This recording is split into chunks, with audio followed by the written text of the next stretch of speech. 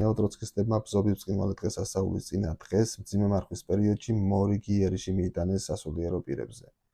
მათი ეკლესიის მიმართ ზიზღიეს ნამდვილად სიახლის არ წარმოადგენს, მაგრამ რაც მათ ჩაიდინეს, ეს უკვე ყველანაირ საზღვრებს ხდება.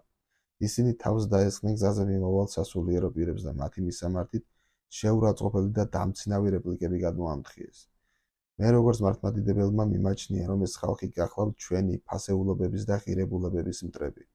ამათი არა მხოლოდ ხელისუფლებაში მოსვლა, არამედ ამათი არჩეული ხელისუფლებაც კი საშიშია და საზიანოა ჩვენი სახელმწიფოსთვის. მათთვის არ არსებობს ზნეობა და მორალი და არც სარწმუნოება.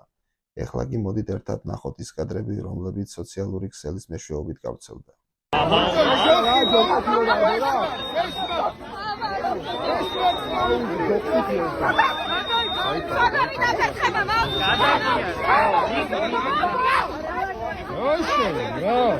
Agulotse, mamao.